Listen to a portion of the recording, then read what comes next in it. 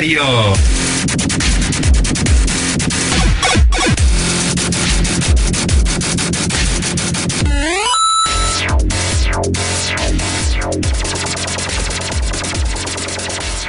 Mario. All right, hello everyone, and welcome to Game on Radio.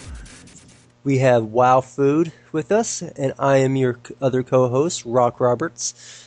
Say hi, WowFood. Hi, WowFood.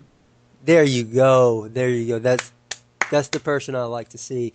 Very energetic.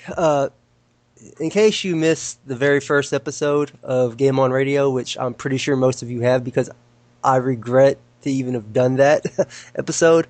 I did it by myself. WowFood was, in fact, he didn't even know about it till the last minute, and I don't think he would have had time to get ready for it, nor did I have the system up and going. Last week was a bit disappointed. We had one scheduled, but it didn't quite pan out because of technical difficulties on my end. Mr. WowFood over here, he's like, you need to get your crap together. You need to get this straight if you're going to do this. You're an amateur and you suck.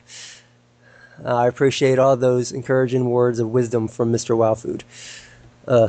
So, this week what we're going to talk about is a few things. If you haven't followed any of the gaming news, THQ, of course, I wouldn't really say a AAA publisher, but they've had some pretty big hits out there, such as Saints Row, the WWE franchise, Darksiders.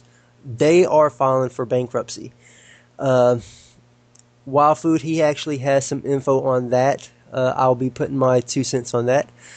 We're also going to discuss some of the concepts behind JRPGs, pretty much from the earlier days, what I've known of them and what WowFood's known of them, from the N64 era, or the regular Nintendo era, all the way up to today, and how they've changed, and how I believe they've become more westernized than what they originally started out to be, and possibly what could be done to fix that, if anything, or if it's something that's actually working, and that they're gaining more popularity with it.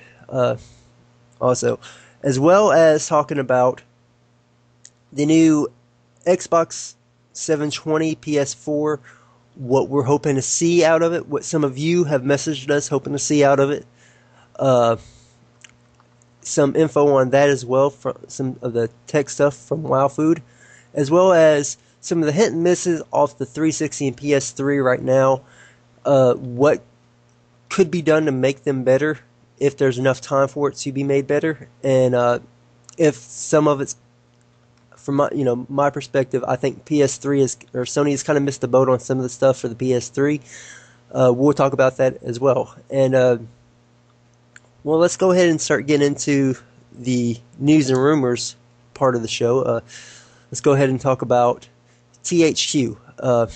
For those that don't know, THQ, of course, produced some of the mainly the most popular wrestling games out there. The WWE franchise side of things, from as far as I can think back to WWF WrestleMania 2000 for the N64, the infamous No Mercy, which everything seems to be almost compared to as far as wrestling games, and the SmackDown series, SmackDown 2, SmackDown Shut Your Mouth, Here Comes the Pain, all the way up to the SmackDown vs. Raw, and now the WWE series, as far as WWE 12 and 13.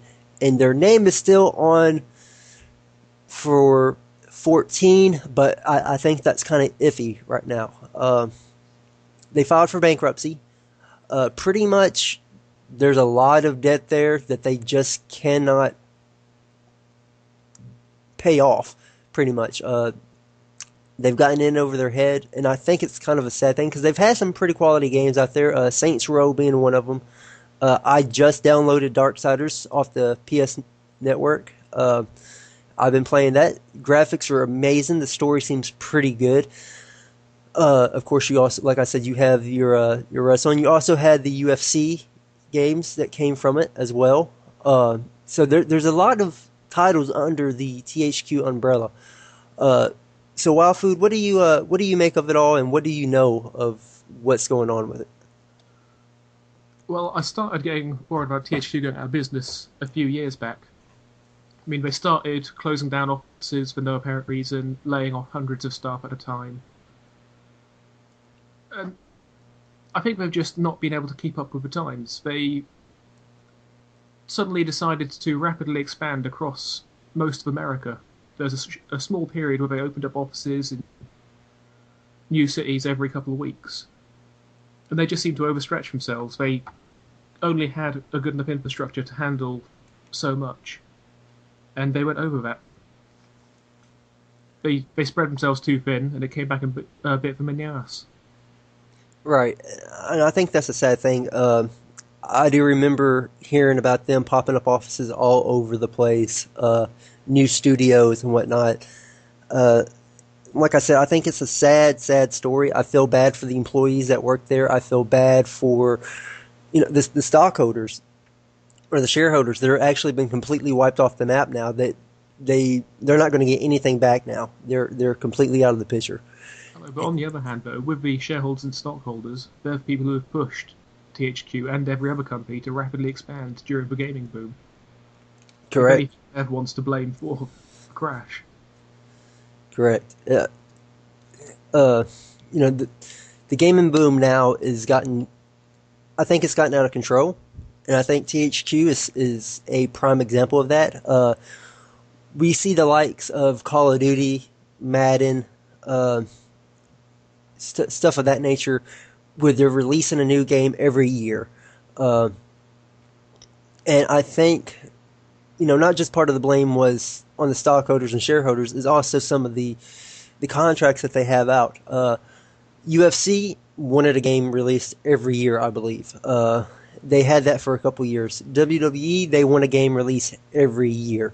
They want to be kind of put in that sports jumble of this is what we want a game out every year. We want this profit every year. And I think fans have gotten tired of it. I don't think, as far as Madden is concerned, which me and you, we've talked about this, off of here, but I don't think that Madden has the same amount of fanfare that it once had. I don't think that Madden is as big as it once was, simply because they haven't really pushed out any new content yet.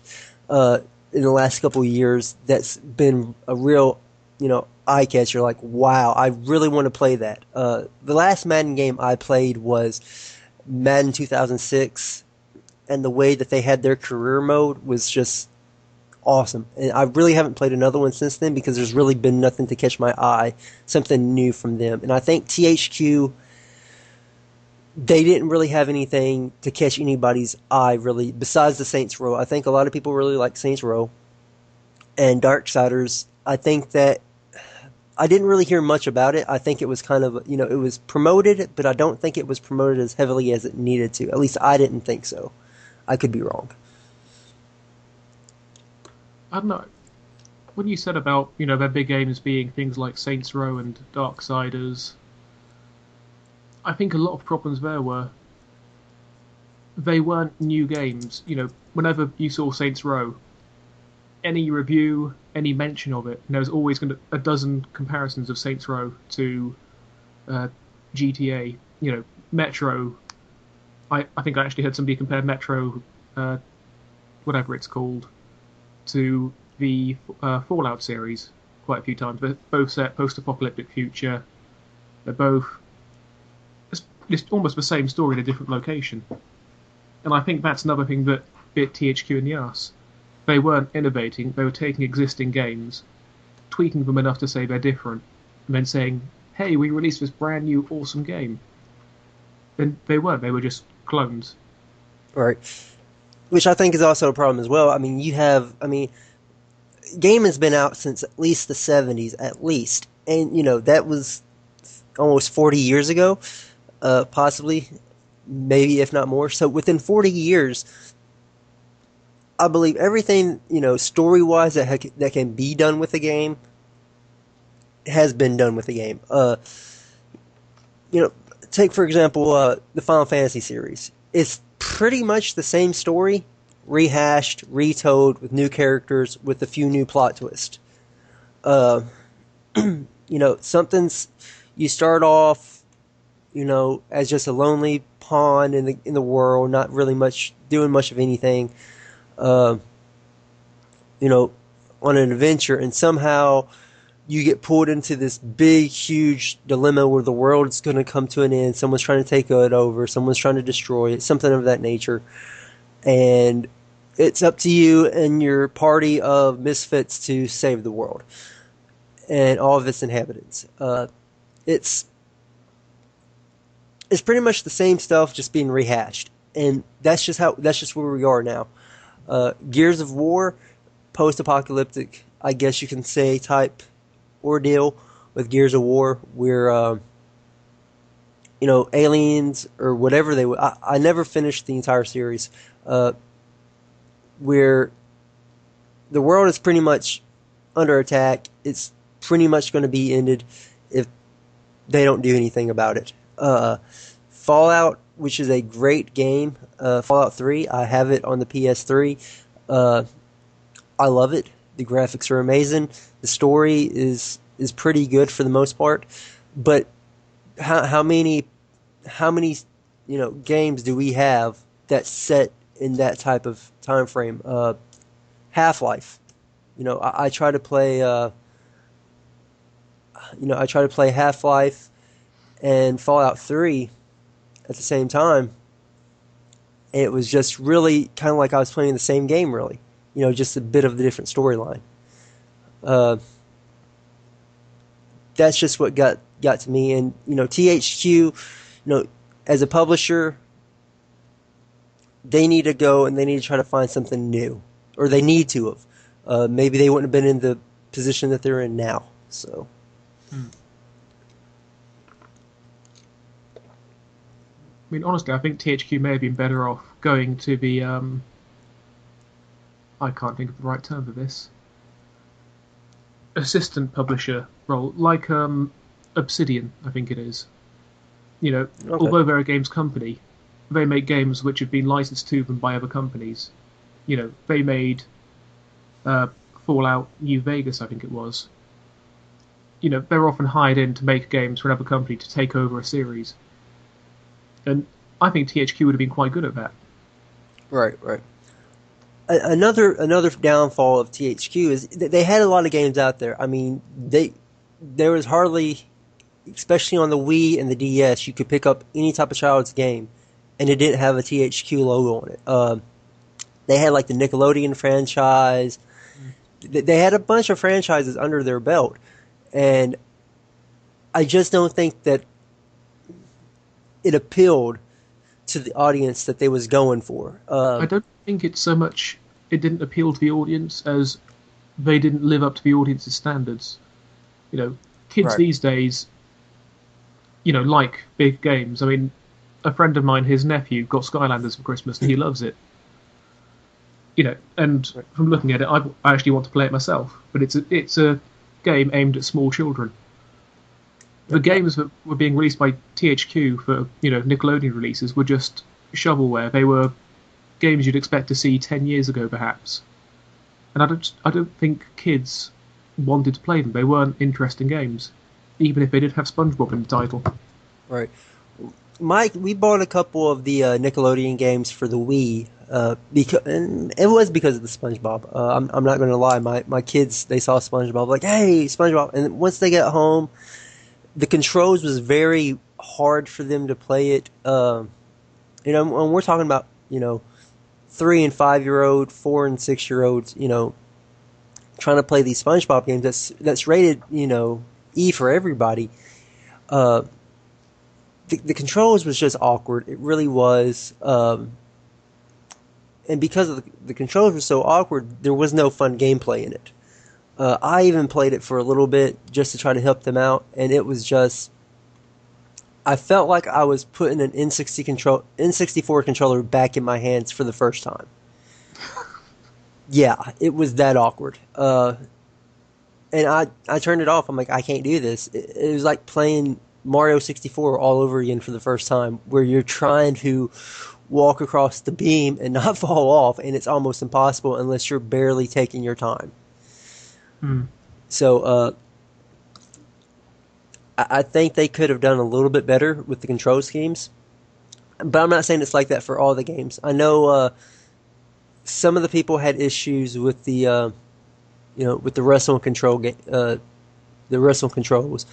I found no problem with it.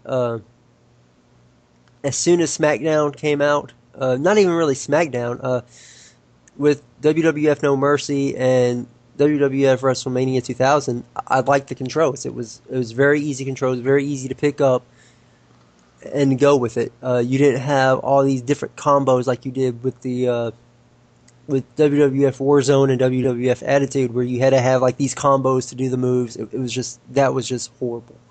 Never ever should have. No, it was horrible. No. I mean, I think I actually did quite like the wrestling controls as well. It's very simple. I just wish they didn't change from about every single game. You play one SmackDown, controls I can't remember what the older ones were, circle to initiate a grapple or something. Then you move on to the next one, and suddenly grapples are R2 or square. And they seem to shuffle the controls about every other game, and that kind of put me off personally. Releasing the same game, change the control system, and say, "Hey, it's a new game. Now you press this button to grapple." Right. They was trying to please everybody, and you're not going to be able to please everybody. It's just you're not going to be able to. It's a sad situation. You're not. I'm not going to please the entire audience at once. There's going to be some people that's going to bash us. Simple as that. Yeah, I expect some people to comment on this going, "Oh, how can you say the N64 controller was awkward? It was the best controller ever." It might have been. There was some games that did it very well, but there was other games that wasn't. I mean, the way that the D-pad, you had the D-pad and the Z button and your analog stick, I think that was just awkward. Because some games you held it with that middle handle, and other games you held it with the two side handles. It was a very awkward controller, I believe. Personally, I couldn't stand it, but I do have some friends who I said, I thought that controller was crap. No, it was amazing. It was the best controller ever. The worst controller I think I've ever laid eyes on, and I was like, what is this? Was probably the GameCube controller. I never got the hang of the GameCube controller. I don't know what it was. I was just never able to get my hands on it. So I felt awkward when I played that. I didn't really play it for very long. I had the GameCube for possibly 6 months before selling it. I was able to play Legend of Zelda Wind Waker on it, which was an awesome game, by the way. So, well, THQ pretty much going downhill and going downhill fast. Last I read about them, the judge threw out their plea for a quick sale, pretty much stating that they hadn't given potential buyers enough time to put an offer on it. They was just trying to sell all the assets, and that's what they're doing. They're selling off the assets individually. They're not selling the company as a whole. So I think that makes sense. I mean, normally if they sell the assets individually, they can get a lot more for it. Really. Correct. And it also gives other game publishers and game developers a chance to grab some hidden gems. The wrestling, I go back on the wrestling because that's what I know THQ for, is their wrestling games. It comes up with EA and Activision, I think, is which one wants it more. I think Rockstar had actually put out an offer to make the WWE SmackDown series at one point in time, and they was out somehow. All of them was outbid by THQ. Yeah, I remember Rockstar and EA both went for the TNA games as well, and they got put down for Midway, which was such a stupid decision. Midway was such a terrible company. Midway, it had its ups and downs. I did like some of the games they came out with, But as far as their wrestling games, I think they got a big hit with the Legends of Wrestling game that came out on the Xbox. Uh, it was the first game that you could actually use your own custom soundtracks in game. Now, it wasn't that you could use your own custom soundtracks as your theme song, uh, but it was nice while you're playing a wrestling game, instead of hearing all that corny background music. Yeah. Yeah, you actually got to listen to the music that was on your hard drive on your Xbox, which was cool. Uh, It's so, just because go there's ahead. so many. Sorry. It's just because, I used to play WWE games a lot. And for a while it was great. You had rock, metal, and the last 2 or 3 games have just been rap in every single game. And I cannot stand rap. And it actually did put me off playing the game just because of the soundtrack in the menus. I the music's the soundtracks in the menus.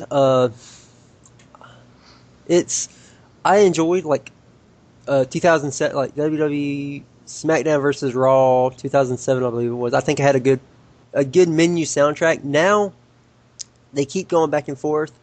I think SmackDown versus Raw 2011 had Superstars theme songs as the menu songs soundtrack, and then WWE 12 pretty much had just a generic song that just it was on a loop, and then 13 went back to uh, the Superstars theme songs as the menu soundtrack, and I prefer that because I mean there's nothing more that that would get me pumped listening to on WWE SmackDown vs. Raw 2011. Hearing CM Punk's theme song just blast through my speakers while I'm in the menu. I'm like, yeah, that's who I want to play with. That it got you in that mindset. Uh, Now the question is though, who's going to pick them up? Who's going to pick up these loose franchises now? I guess you could call them, because obviously THQ really can't have them anymore. They got to sell them. Uh, my pick would be, even though I don't want to see them get it, my pick would be EA would probably get uh, the wrestling and the UFC game. Uh, the way that they handled the MMA game that they had was just horrible. I think a lot of fans felt the same way. So I could see Rockstar possibly getting the Saints Row contract. See, at the same time, I don't know why they go for it, though. I mean, they already have GTA. Do they really want a second GTA? If you know what I mean. Yeah, I agree with that. Why would they want something that they already have? But the way I see it though is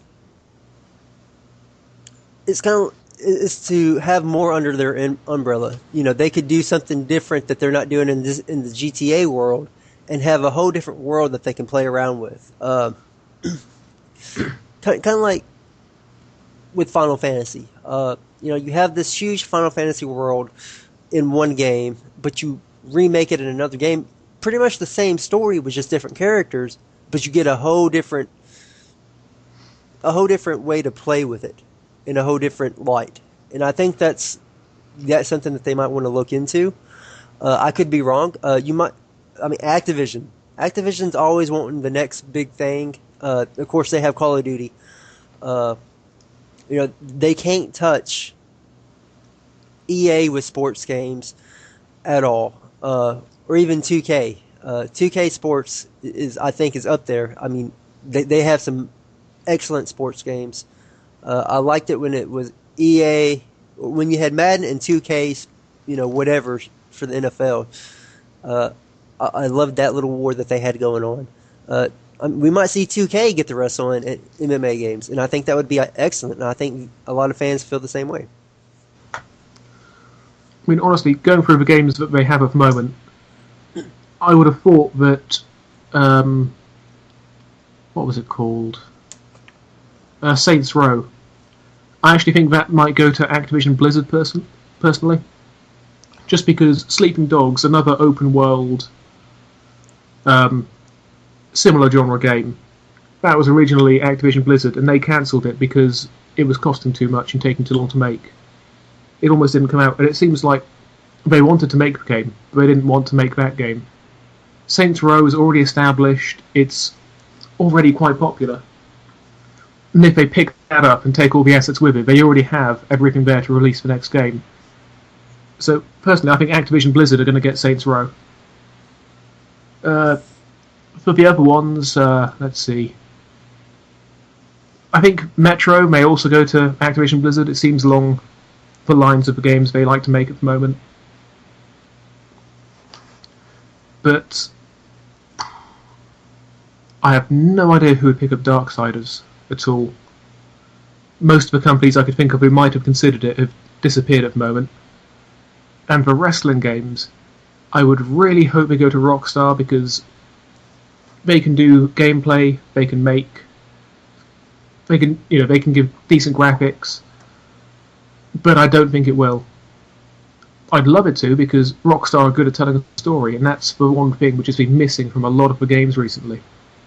But I think it will end up going to EA. We talked about this before. If EA does pick up that game, that franchise, I personally see them butchering it. I personally see. Oh yeah, so do I. I see it flopping because, here in the States, the NFL, which is what EA is, huge on, is Madden. The NFL, every game has set rules, and they base their game design on those set rules. Sure, you can, turn down the penalties and whatnot, but the game isn't going to let you before the other team's quarterback gets the ball, you sneak up right there on him, and as soon as he gets the ball, you get to sack him. It's not going to let you do that. In Fight Night, you're not going to be able to go. You can't go over to the ref and hit the ref and knock him out and bite the other guy's ear off. It doesn't. Their games is based off a set of rules that is in real life. With wrestling, there really are no set rules. I mean, yeah, you have like the pin, the submit, climbing the cage, but all that can be twisted, all that can be changed, all of that can be differentiated throughout the game. Like, if you go to clothesline your opponent and they miss and you miss them, boom, you hit the referee. You can do whatever you want to now. That option isn't in the rest of their games. So I'm kind of curious if they do pick it up, how they would implement that into a wrestling game, considering their track record with the other games and how they make their games. So that would be kind of interesting to see. Rockstar, I kind of don't want to see them get it simply because I like the realism that THQ has put on the models for the franchise. They're not really cartoony, but they don't look real life, but they look a lot closer than what I think Rockstar would make them look like. When I think of Rockstar games and GTA games, I think of cartoony games, honestly, because I believe their character models are cartoony. So,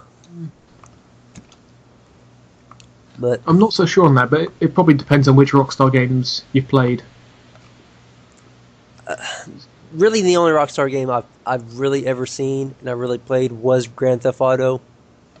And I didn't even really get into it simply because there was just way too much going on. I didn't know where the main story was. I didn't know if this was supposed to be a side quest that I'm supposed to be doing over here or if that's part of the main story. There was just too much at the time. So I kind of gave up on it. All right. But so that's THQ and the happenings with that. Like I said, it's went under, and they're selling off all the contracts, all the assets individually. So we'll keep an eye on it, and we'll let y'all know what happens. So next, let's go ahead and roll into the next part of what we were discussing, which we discussed a lot about last week, is RPGs, mainly JRPGs. I wasn't a fan of RPGs growing up. I hated them. I hated not knowing where my enemy was at, and all of a sudden I'm in a random, battle, and I don't know why. I hated that entire aspect of it, and I really didn't know how to play. No one really told me, "Hey, you need to read the dialogue to know where you got to go next." No one really explained that to me growing up. My first, I know I'd played some beforehand, but my first real experience with the RPG was Earthbound on the Super NES, and I was completely lost in the game. I had no idea what I was supposed to do. I was used to games like Mario, stuff like that, Yeah. where it's linear. It wasn't open world. Uh, Back in about, I want to say 2001 is when I was really 2001 is when I was really introduced into RPGs.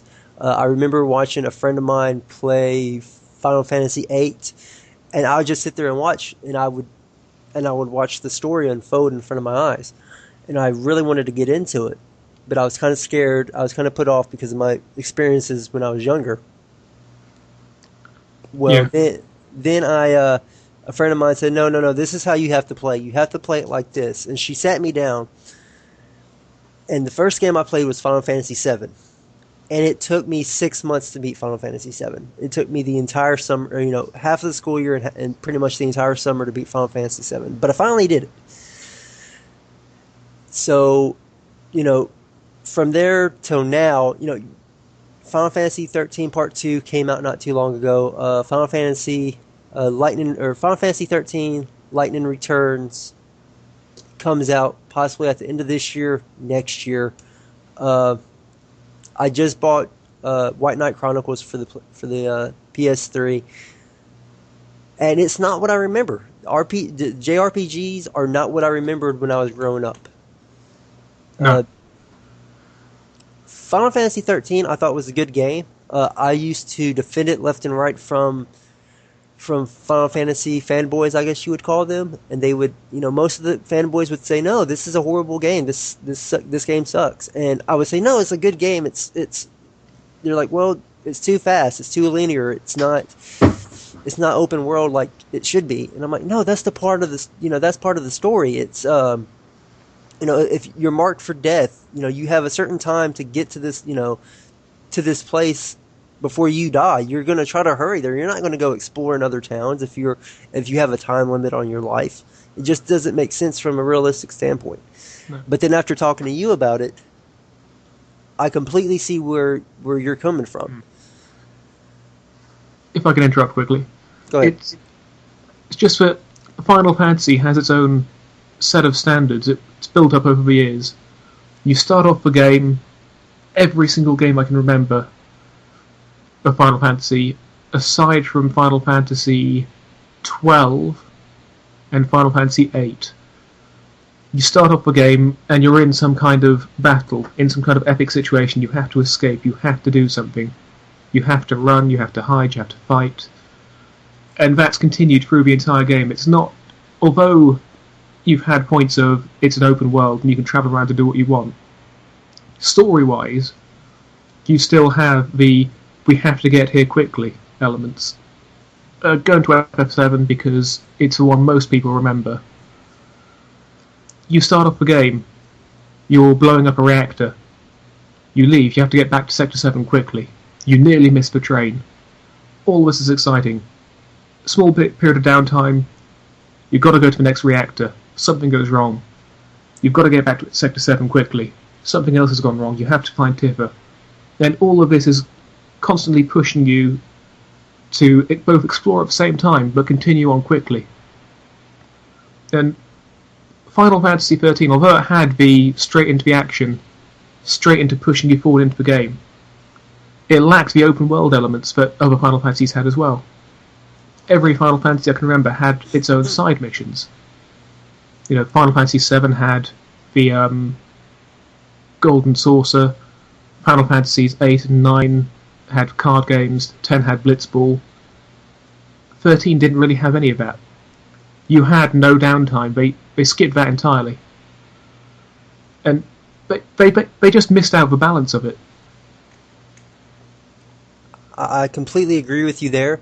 It did have side quests, it did have side missions, but the thing that sucked about it was I never did them because it came after the end of the game. Yeah, Uh, in my experience on playing the Final Fantasy games, part of the reason why you did the side quests, part of the reason why you did the side missions was to improve your character so the final boss isn't that hard of a boss. It helps you out to do those because you'll get,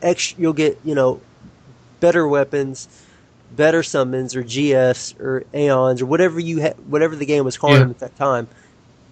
That's how you get those to help you defeat the final boss because the final boss was always a pain to defeat. Except in Final Fantasy VIII, where it was surprisingly easy.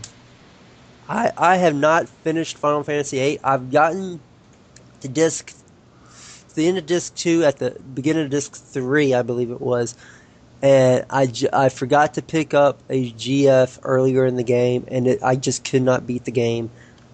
And I was about to go into the military, so I put it up, and I have it now at the house. I have it downloaded off the PSN. I actually have the disc as well.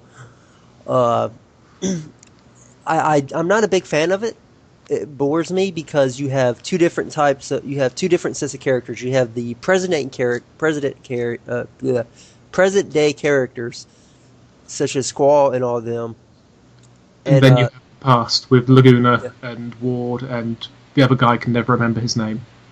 right. And it's, and eventually, yeah, they connect, they meet up and they go throughout all, they talk about it all. But to me, it's like, is this really needed? And of course, people have spoiled the end of the game. I already knew how the end game was going to end. I already knew the whole reason behind the main plot. And that aspect, it kind of does make sense, but I still didn't like it. Final Fantasy 12, I kind of like the gameplay, but as many people have said, and I 100% agreed with them, I actually said that when I played it, was Final Fantasy 12 was nothing more than Final Fantasy 11, but for single player. Yeah, definitely.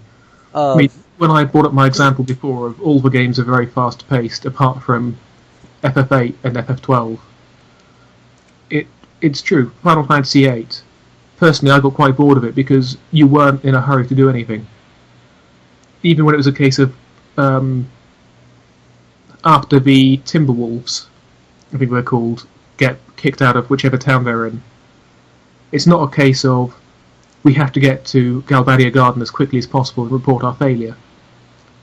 I mean, it had it in the dialogue, but you didn't feel any sense of urgency in getting there because you just hopped on a train. right. And Final Fantasy XII had the exact same problems. We have to get out of the town. Let's go through 10 pretty samey-looking deserts, which are very boring, and go into some temple thing for no apparent reason apart from it's there. It didn't feel urgent. It didn't have the compelling, gripping storyline that other Final Fantasies had and needed. Right. And I think, you know, you can agree with me on this is as it's went throughout the, not just Final Fantasy, but as JRPGs have progressed through time, so has the gameplay. Uh, some people compared Final Fantasy 13 as a Final Fantasy for noobs, is what I heard someone say it once was, and I don't agree with that at all. I think that's a bad statement for it. Uh, I think when you first start playing it, you do think that way. I mean, before they introduced the switching of roles into it, I kind of, I felt the same. It's just holding down X. What's the point of switching roles? I'll just click X repeatedly. Oh look, the enemies are dead. But as soon as you right, get a few more of the roles, it becomes a lot more tactical. right, You're not right, just sat there in battle clicking attack. You're constantly there going, okay, shift to this pattern, attack, quick, shift to this, change to Sentinel. Ah, no, I'm getting killed. right. And it was more. By the time I ended the game, I really enjoyed the game because of that. Because it was more strategy based. It's like, all right, I have to get this guy knocked down to this.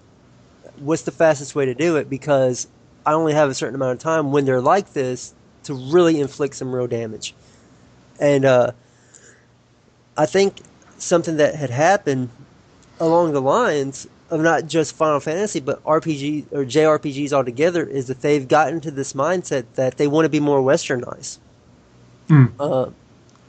White Knight Chronicles is a Japan Sony is a Japan game. It actually says it in the title. Uh, it but the gameplay is just so blah. It's like something I would see in a BioWare game, honestly. Uh, I can remember playing what was it? Knights of the Old Republic, and Right. I can see how they're kind of similar, where you pretty much you have you control mainly one person. You control anybody, but you control one person, and it's real time, but it's turn based at the same time. Yeah. Just like like I said, Knights of the Old Republic, where you have your you go ahead and you set up your actions, and then they perform them later. It's not quite like that, but it's like you have to wait before you can do any action. And you're sitting there waiting like, okay, 5 seconds has went by, now I can attack you. But you're going to attack me. All right, 5 more seconds, I attack you. It's a very slow, methodical type pace, and it doesn't really help the game out much. And I think we're seeing that more and more in JRPGs. I was looking out there for PS3 exclusives, made for PS3 JRPGs. Something along the lines of like Final Fantasy, like the older Final Fantasies, like Final Fantasy 7, 8, 9, Yeah. really good story, turn-based system. I mean, I honestly can't think of that many for the PlayStation 3 which have been released in the West. If you could ever learn Japanese, there are so many of them in Japan, it's unbelievable. You have so much choice. But over here, they just release what I think will be successful, which is turned into Final Fantasy. And anything else with a big enough name to think it might have a chance. Right, and that's the sad thing. You see so many people porting. They'll go out and they'll buy a Japan RPG or not a Japan RPG, but a Japan system, and then they would buy the game, a Japan game, so they can play. They'll find a way to translate it or whatnot. And I think that's sad because I think of course you're from across the pond, so you're a little bit different than over here where I'm at, but I think it's a bit sad that that's what we've come accustomed to is this is now our RPGs. It used to be two different RPGs. You had Western and you had JRPGs, and you could tell the difference. And yes, you can still tell the difference, but it's more like they're JRPGs are trying to be more westernized because Western RPGs have become so popular. They've become so successful. I think it's turned into more, rather than having Japanese RPGs and Western RPGs, now you have a split of more classic RPG and open world RPG. With the classic ones being the turn-based combat or Final Fantasy style combat, and the open world being real-time Elder Scrolls. You're actually fighting. Right. It's more like adventure games, really, of the new Western RPGs. Right. And you see, there's an article that was posted, I want to say by, I could be wrong, but I want to say by IGN, or it might be GameSpot. But someone had posted an article talking about how RPG elements are now found in every genre of the game, or every genre out there. I've been saying that for ages. Yeah, I mean, it is. I mean, as far as I can think back, it's always been like that, but I think it's becoming more apparent now. I don't think so much saying it's RPG elements. I don't think that's quite correct. I think it's more story elements have been found more and more in each game. Because, RPG is very defined. You have leveling up, you have stats. But the thing that most people seem to think sets apart RPGs from others isn't that. It's the fact it's very story heavy. You either have a story-driven RPG or a character-driven RPG. And a lot of other genres now have started to focus more on the story. It used to be a shooter was, here's your mission, go shoot some people. Halo, it's a story. But rather than advancing through the story with an RPG, actually you probably could use an RPG in Halo, but different type. Rather like an RPG story where you travel through and you're, fighting with your sword, with your nunchucks or whatever weapons you have. You're shooting aliens. All they've done is taken the story elements of RPGs and put them into shooters and other action-y genres. Well, I mean, you also see, what you talked about as far as leveling up is concerned and whatnot. That is also, I see that a lot in games. I mean, your stats, increasing. I mean, for example, Call of Duty now. You level up your, even though it's not a custom character that you make, but you level yourself up, by doing these different challenges and doing these different things, and it gives you better weapons. Yeah, I wasn't that much of a fan of that, to be honest. Not for the single player, but for multiplayer. Right. It's, multiplayer, you'd always appreciate level playing field, but you could have been playing for a year on Call of Duty, a new player's not going to be able to touch you. Right. I haven't played Devil May Cry. I think I remember seeing someone play it a while back, and it kind of had like a leveling up system to it. Yeah, yes, it did. There's a lot of games out there like that now. That implements that leveling up system to it. When I guess I'm kind of old school. I guess you can look at me and say, well, he's old school. He prefers the older ways. Yeah, give me Super Mario Brothers 3 any day of the week over some of the crap that they're producing now, with a bunch of flash. I actually posted a rant about this somewhere earlier, about how as graphics have advanced, the gameplay seems to have declined. I mean, if you go back many years before the PlayStation, before the Mega Drive, back to the Amiga games, they had less than 1 megabyte of RAM to hold all the data for these games. The graphics were black and white blocks, basically. All they had to differentiate their games from another game was sound effects and how it played. Look at Manic Miner, Joust, completely different games, but very similar, base concepts almost, of a very, very basic level. You advance forward in time slightly, graphics have caught up still, but there's still enough innovation in gameplay to make different games different. Sonic, Mario, they look completely different to each other. They play differently, but they're both 2D platformer games. Crash Bandicoot, Spyro, they look different from Sonic and Mario. They're both platform games still, and all 4 platform games play different and look different. But now you advance further in time to the PlayStation 3. And you just... how do I word this? You have every game is exactly the same. COD, Medal of Honor, Killzone, Gears of War, Halo. If you take away the storyline and the graphics, it's the exact same game. There's no innovation in gameplay anymore. They just update the graphics, tweak graphics, they look slightly different, and you have the exact same game. They haven't changed since the PlayStation 2.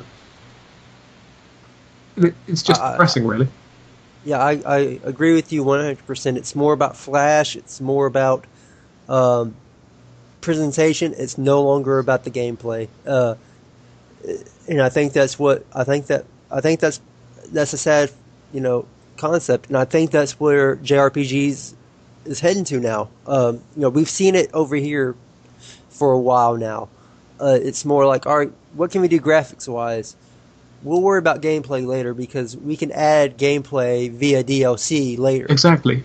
But let's just focus on how the character models look and whatnot. And I think JRPGs is heading down that same path. And I hope they don't. I want to see, I don't, like I said, I didn't mind Final Fantasy 13. I liked it. I enjoyed it. I'm a huge fan of it. As far as it being a Final Fantasy game, I see exactly where you're coming from. It's not a Final Fantasy game. It is not what we consider a Final Fantasy game. In fact, I believe the last true Final Fantasy game we had was Final Fantasy X. Yeah. Anything past that, Final Fantasy 11, 12, 13, 10-2. 14, yeah, 10-2. 10-2 was iffy. But yeah, it was. Yeah. But 10-2 was fans liked Riku and Yuna. Here's Riku and Yuna wearing slightly fewer clothes for an entire game. yeah, pretty much. So where I would like to see them pick back up is I would like to see JRPGs, or it doesn't even have to be JRPGs. It could be like a Western game.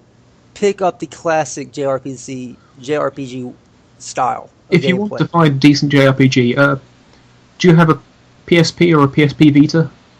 I used to, not anymore. Damn. I was going to say, there's a great Japanese RPG called Persona. Personas 3 and 4 were amazing games. Okay. They're completely different to what you'd expect from an RPG. They're split in half. One half of it is story in an outside normal world, and the other half is the classic, dungeon crawling, killing monsters, find the boss type situation. It's hard to describe in words, but if you play it, you'll probably agree that it is an amazing example of what a JRPG could be and should be in a lot of ways. Well, there you have it from I would like to call him an expert, but I'm not too sure if that would be the right word. A fan of JRPGs. WowFood right there. So, while we're talking about what could possibly, what's on the 360 and the PS3 as exclusives, let's just talk about the consoles themselves. Let's talk about real fast what could, what we could see from the new Xbox and what we could see from the new PlayStation. You sent me an article, very good article to read. Some of it went over my head, of course, because I'm not that tech suave like you are. So I'll let you go ahead and explain what you sent me. Okay, well, basically, earlier in the week, news got leaked out of, let's say, differences in the PlayStation 4 and the 720. I highly doubt it's going to be called the 720, but everyone else calls it that, so may as well keep the trend going. Right now, the rumours are that they're both going to have their own individual launch events, much like Samsung and Apple have been doing with their mobile phones, just to get more attention at E3, or before E3, rather. That from what I remember reading, they were looking at doing these release events in March or April, a few months before E3. And the difference is so far, there's not a whole lot of information there, technically. But what I basically got was that the Xbox is going to have a slightly worse processor than the PlayStation 4. I mean, let's have a look, see. Where was it? It looks like the PlayStation 4's CPU is about 25% more powerful than the Xbox 720. I mean, honestly, I don't think that's a huge amount. The PlayStation 3 is an incredibly powerful CPU, as is in the 360, and none of them is being fully utilised yet. So having a more powerful CPU isn't going to make a huge amount of difference. It may make things easier for the developers. They may not need to optimise their games quite as much, which could save them some money in certain areas, but I don't think that's a massive difference. The other main thing they pointed out in the leaked information was that the PlayStation 4 is going to have less RAM than the 720. But from what I can tell here, it's saying that the 720 is meant to have 8 gigabytes of RAM with 3 gigabytes for their operating system, security, and apps. That seems like a lot to me. That seems like they've shoved Windows 8 on an Xbox. The whole idea of an operating system for a games console is it's minimal. It's a portal into your games and nothing else. That leaves 5 gigabytes of memory free for the actual game itself and for graphics on the Xbox 720, which seems like a fair amount personally. I mean, on my second PC, I've got 8 gigabytes of memory in there. I can run most games at full settings, and I will still barely go above 5 gigabytes. So that, like, I'm just thinking that the 720's probably gone a slight overboard with their memory. The PlayStation 4 is meant to only have 4 gigabytes of RAM, with only 1 gigabyte reserved for the actual operating system, and that seems to make much more sense to me. 1 gigabyte for the operating system and all the other extra bits is all you need for a games console. I honestly do think it looks like Microsoft has shoved Windows 8 on theirs, while Sony's done it properly. That still only leaves 3 gigabytes for the games themselves, though. I would say this is fine, but at the same time, Sony said they're pushing to have the PlayStation 4 aimed at 3D games and at 4K resolutions. And I'm not entirely sure if 3 gigabytes for the gaming side of things will be enough. Unless this is just the actual system RAM and it's got its own dedicated graphics memory, which is not listed on these reports. If that is the case, then Sony could do well, but I think that Microsoft have probably put in too much memory and Sony have put in slightly too little. I mean, it's still a hell of a lot more than there is in the PS3, and I'm sure developers are going to be very happy having a much simpler environment to develop for, but... Right. Which is something I think we had talked about before, yeah, a while back, about how, the PS3 is not being used, neither system, honestly, is being used to its full capacity, what it can fully be used for. The PS3, of course, has multiple processors for it to be able to multitask, and it makes it really, and their cell processor that they have, there's really no library. There really wasn't no libraries out there for it for game developers to use to help make these games, and that's the reason why you didn't see as many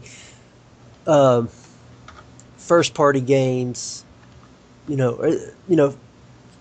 just exclusive PS3 games as you did for like the 360, which had pretty much the same, an easier processor to code for, an easier system to code for because the libraries was already out there for.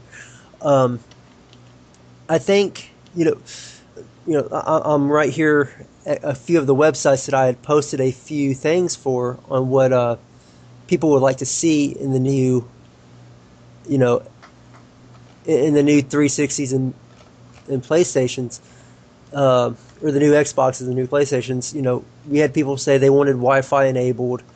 They wanted no more wired controllers at all. Someone had actually said that they would like to see Sony build a PlayStation into a TV and sell that as a complete unit. Which, if they're going for the 3D concept, that might not be a bad idea. I have a 3D TV at the house. I played Call of Duty Black Ops 2 on 3D with it. It's very, very good quality. I mean, it's not choppy. It's not bad. It's actually pretty cool to play. Some people say that they want backwards compatibility. The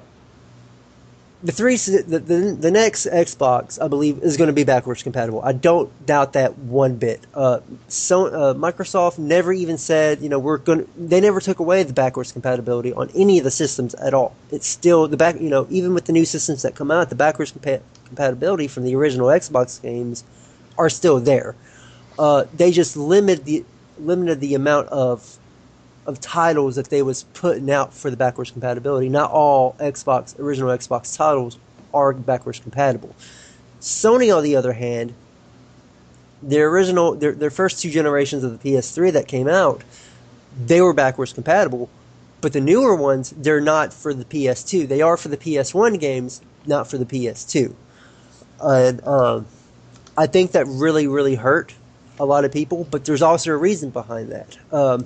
If you didn't know, just until recently, they were still making PS2 consoles. They were still shipping them out of Japan, still making them over here in the U.S. So it was still, you could go out to Walmart or wherever your store is at and still buy a brand new PS2.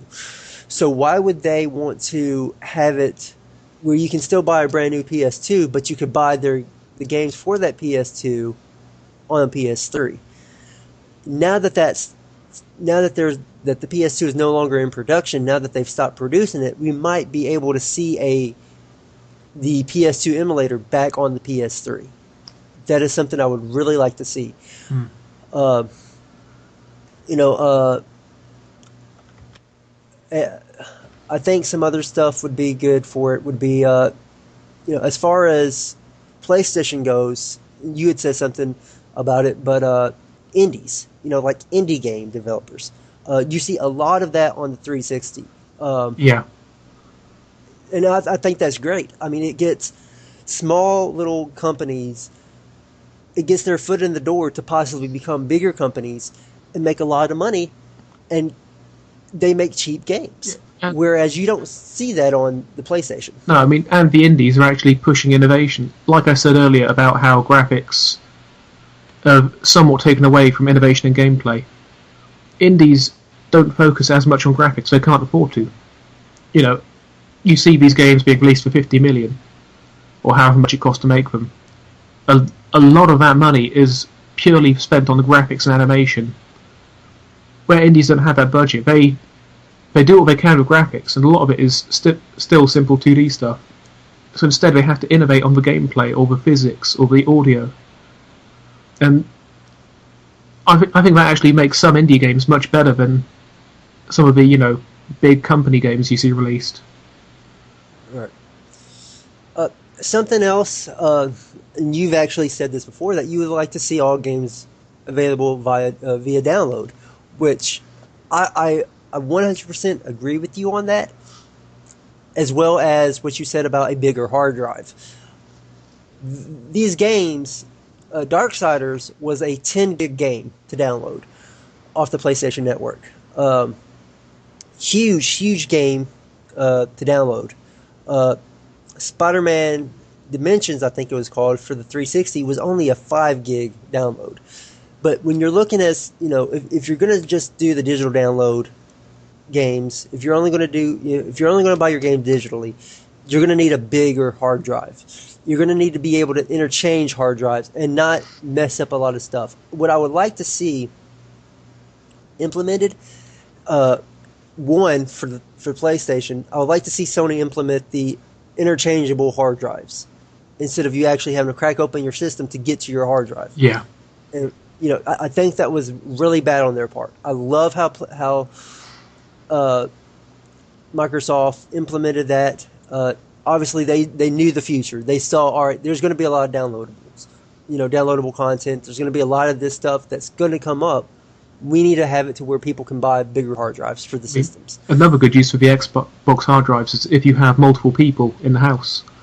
I mean, when I was at university, we had one Xbox downstairs. We all had our own Xboxes, but we just take the hard drive out, whoever was using it last, put our own hard drive in, and it's got all of our stuff there straight away. Right. Which is something that I would like to see, but which is what I was touching on. Microsoft, I talked to them a while back when I first got my Xbox about this issue. I downloaded a game, I think it was Street Fighter 2, off the arcade. This is back when it was, this is back in 2007, where you actually had, when Xbox Arcade was meant for classic arcade games that you could download, or even just the classic games themselves from like the NES and Super NES periods. Well, I downloaded it, and it was on my hard drive. Well, my system got hit by lightning, so I had to have it sent off. Well, me and my family, we went to another part of Tennessee to visit her family, and we wanted to play Street Fighter 2 with her older brother. So we did, the hard drive was still good. The hard drive was still intact. So we was able to take the hard drive, and we took her nephew's 360 with us. Well, when I popped in the hard drive, it only gave me the trial version. even though I had the game, I paid for the game, I had the full game on the hard drive, because it was a different system, it only gave me the trial version. Hmm. Um, my son, my middle son, he's really bad at, if he sees a game, he doesn't know what he's doing, but he ends up buying the game. He just charged $32 on my credit card for that Spider-Man game for the Xbox. It's downloaded on my Xbox Slim that I have. I also have an original Xbox or an original 360 that's in their room that I gave them to play in their room. Mm. The problem with that though is, in order for him to play, we don't allow our kids to be online. None of their profiles are online enabled. They're too young for it, I believe. They're the ages between 2 and 7, way too young. So that causes a problem when it comes to these Xbox games, because when they go to play it, you have to now be on the profile that actually bought the game, and you have to be connected to Xbox Live. Even though the game is downloaded onto my hard drive, I still have to be. They have to go to that profile, which is not one of their profiles. And in order to play it, they have to be connected to Xbox Live. Yeah, that is just bad design.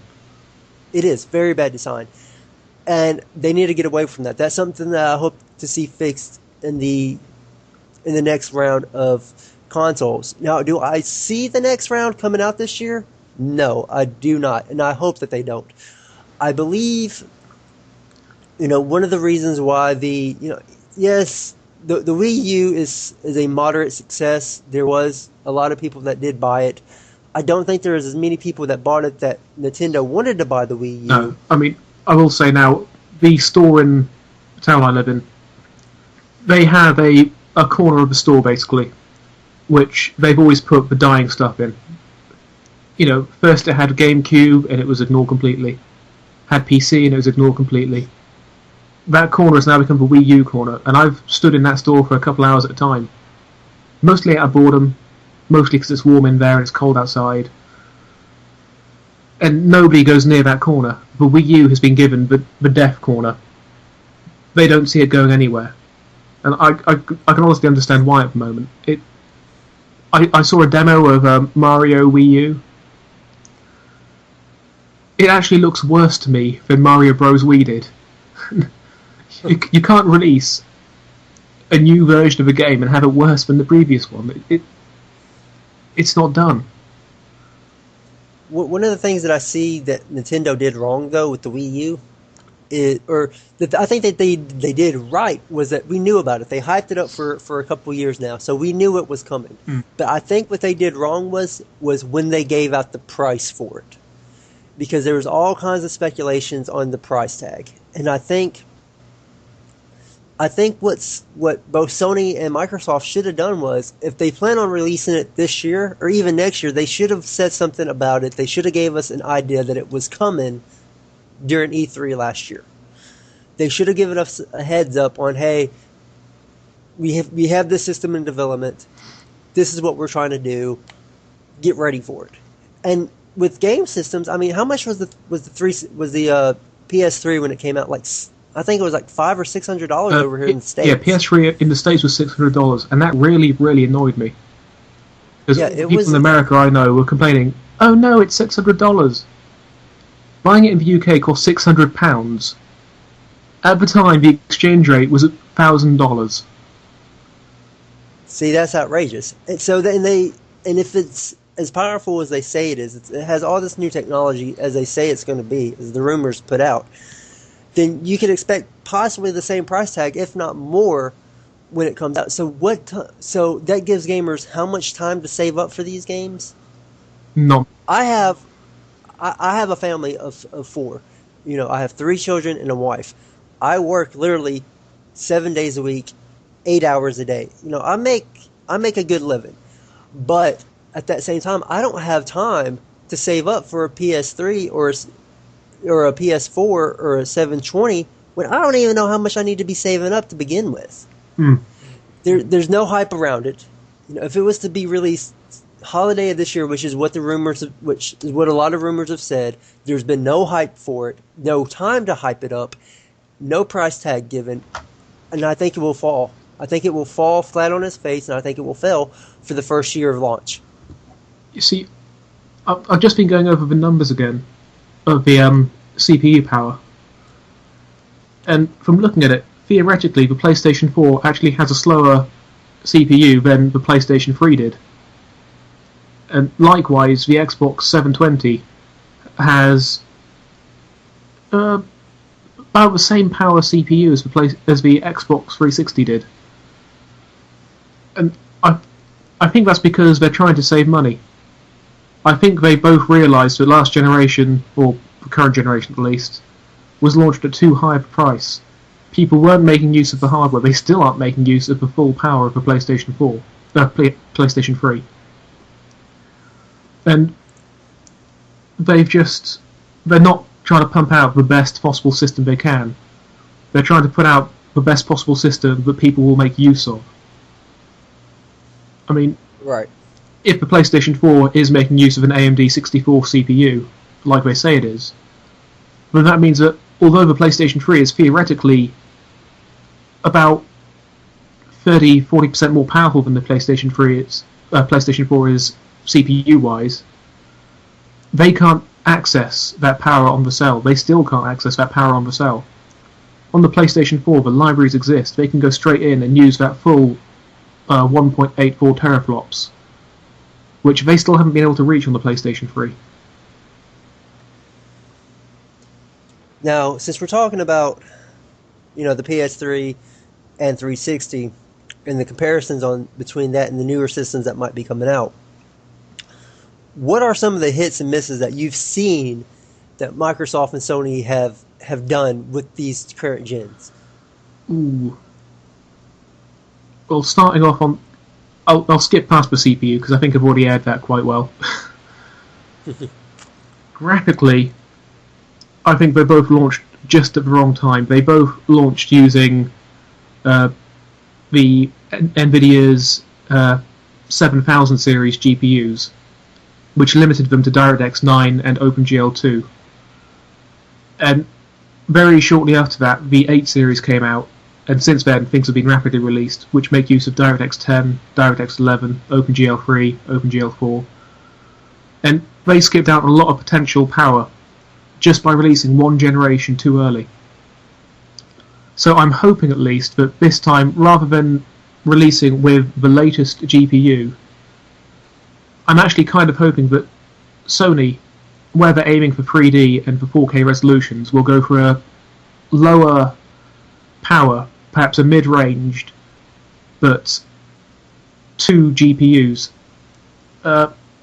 Like for SLI or Crossfire on your PC, where you have 2 GPUs, they can render frames alternately, so the first GPU does frame 1, the second GPU does frame 2. That would be a perfect setup for 3D. That would also be a very good setup for 4K resolutions. So I'm actually hoping that PlayStation 4 has 2 lower-end GPUs rather than 1 high-end GPU. I'm not a huge follower of the 720 rumours because I wasn't as impressed with the 360 as I was the PlayStation 3. Now, when I first heard about the 360, I was kind of impressed. I like the idea of the profiles. I like the idea of you say if I played on my profile, the save is on my profile. Yeah, It's my game. No one else can mess with it. But I think some misses as far as the systems, as far as software and system wise and whatnot. Even for both systems, this is clear across the board when it comes to profiles, is being able to lock your profile. To put a lock on it. Because I have little kids. They get on my systems all the time. They want to play their games. They want to play Little Big Planet on the PS3. They want to play Lord of the Rings on the 360. They want to play Sonic on both. Huh? Aye, Lord of the Rings was terrible. Conquest. Conquest was actually pretty good. Okay. My oldest likes to play Conquest. That's all he ever plays on the 360 is Conquest. Uh, but my point is, if I was to play that and they just happen to accidentally get on my profile, then they're playing my saved game. And if they advance that, I have no idea what I'm doing now. Or they could easily delete my game or even delete my profile. And I don't really agree with that. I think that was a big miss on both parties, and I hope that's corrected with the next systems that come out. As well as something that I think the PS3 missed that the 360 hit dead on, and I'm really a big fan of this with the 360. The PS3 was, like I said earlier in the show, it had multi-processes so it can multi-process, multitask. But there is no, like, my PS3 that I have over on right underneath my TV right now in my entertainment center cannot multi-process by no means. If I want to listen to music while surfing the internet, it might let me do that. I haven't really tried it yet, but I know if I want to listen to my songs on my hard drive, which I have a lot of songs on my hard drive, I can't listen to that while I'm playing Black Ops 2, like I could with the PS3 or with the 360. With the 360, I could play my music and still play Call of Duty at the same time, and it doesn't cut one or the other off. I think part of that is to do with the backgrounds of the companies. Sony, by all means, is a hardware company. They make mobile phones, TVs, MP3 players, games consoles. But Microsoft's background was in software. They already know how to make an operating system. They can handle all of that stuff. Where that's Sony's failing. Right.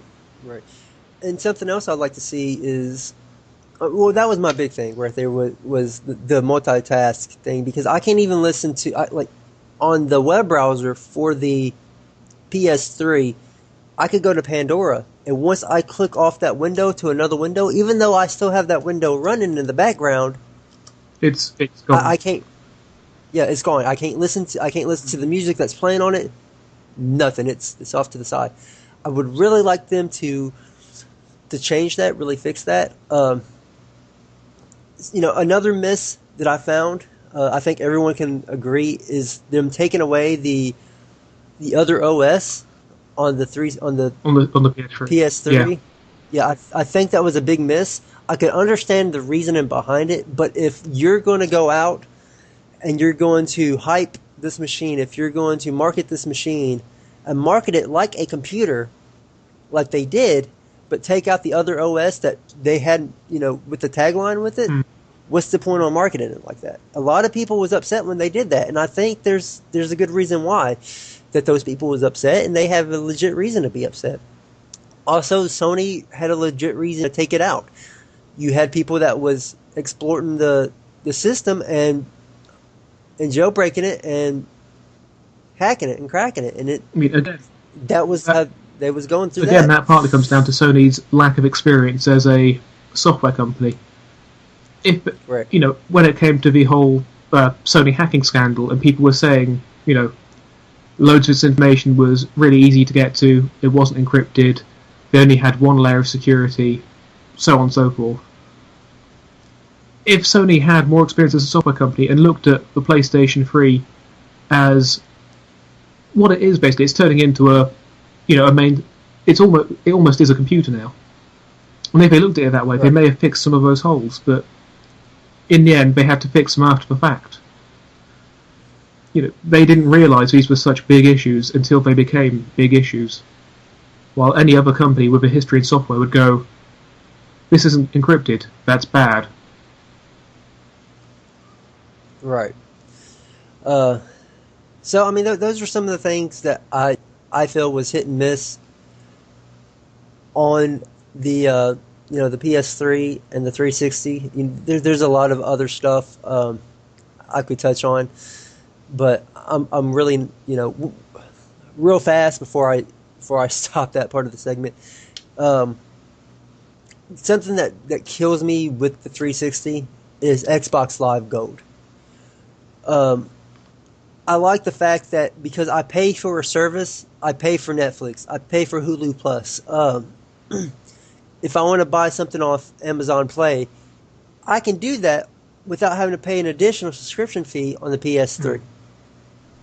With the 360, in order to access any of that, you have to, one, have access to Xbox Live Gold, which means pay their subscription fee for Xbox Live Gold, plus pay the subscription fee for the service that you're going to use.